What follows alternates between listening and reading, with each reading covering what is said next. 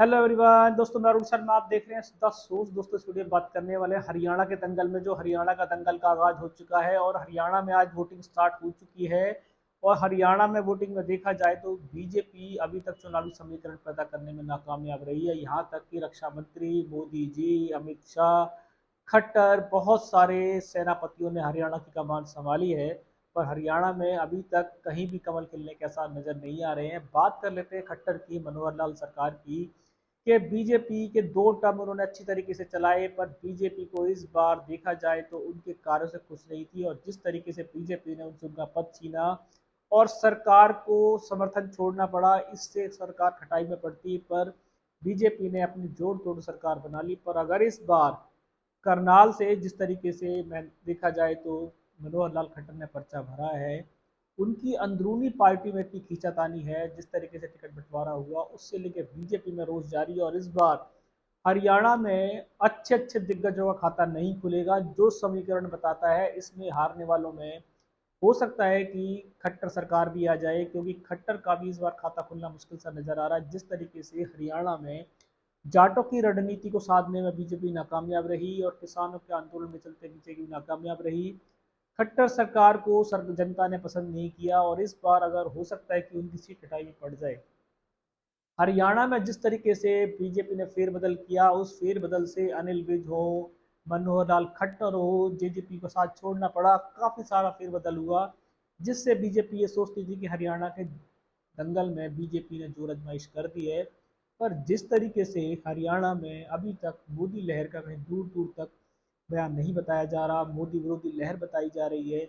अब ये 4 जून को सटीक विश्लेषण सबके सामने आ जाएगा कि मोदी मीडिया, गोदी मीडिया या जितने भी चैनल्स हैं वो कहाँ तक पहुँच पाए, क्या जनता की असली बात को समझ पाए। पर अभी तक सभी बुद्धिजीवी यही कह रहे हैं कि हरियाणा, पंजाब में बीजेपी दूर दूर तक नहीं है। सीटों का आकलन हरियाणा में 10 सीट की बात कर रहे हैं और बीजेपी कहती है कि वो 10 सीट पर कब्जा करेंगे। पर चुनावी वोटर और सर्वे ये बता रहा है कि इस बार मुख्यमंत्री जैसे कैंडिडेटों को भी अपना पद गंवाना पड़ सकता है, क्योंकि समीकरण बहुत उलटफेर है और वोटर ने इस बार काफ़ी मन चेंज किया। और सबसे बड़ी बात, हरियाणा में इस बार आम आदमी पार्टी का जो गठबंधन हुआ है, 2 शेर एक साथ लड़ रहे हैं और बीजेपी मोदी जी के चेहरे पे लड़ रही है। अब देखते हैं कि गठबंधन क्या इंडिया और एनडीए सरकार को भारी पड़ेगा, क्योंकि एनडीए सरकार के सभी मंत्री अपने हौसले, ओवर कॉन्फिडेंस में ही रहे हैं। काम उन्होंने किए या नहीं किए जनता जानती है। पर मोदी सरकार और मोदी मंत्रिमंडल भी अपने मुख्यमंत्रियों से जो गाज गिराई थी, ये उनको आज भारी पड़ेगा कि लोकसभा चुनाव भले ही मोदी सरकार अपनी वापसी कर जाए 280 सीटें 72 लेके, पर 400 के आंकड़ों से जो उनको नीचे की गिरावट होगी, वो आने वाले समय में मोदी सरकार को खतरे का संकेत है। कि राम मंदिर से मुद्दे के बावजूद अगर मोदी सरकार आंकड़ों की जरूरत को भी लाले पड़ जाते हैं या ले दे के आंकड़ों की सरकार बनाती है, तो इससे क्या होगा। हरियाणा हो, मध्य प्रदेश हो, छत्तीसगढ़ हो, राजस्थान हो, पर्चियों की सरकार पे जो इन्होंने दाव खेला है, इससे मुख्यमंत्रियों की वैल्यू खत्म हो गई है।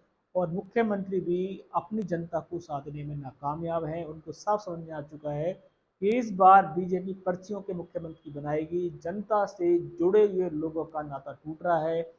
आने वाला समय भी जनता यही साथ है कि अब शायद नई पार्टी को आजमाने का मौका है। कांग्रेस, इंडिया अलायंस दल से पार्टी लोग काफ़ी दूरी बना रहे थे, पर इस इलेक्शन में शायद हो सकता है कि इनके समीकरण सेट हो जाए। दोस्तों फिलहाल हरियाणा में देखा जाए तो इस बार अच्छे अच्छे दिग्गज भी अपनी सीट गंवाएंगे। 10 सीटों का हरियाणा, क्या बीजेपी का खाता खुलेगा या अच्छे अच्छों की दिग्गज जमानत जब्त होगी, जिसमें मनोहर लाल खट्टर का भी दाग चल चुका है।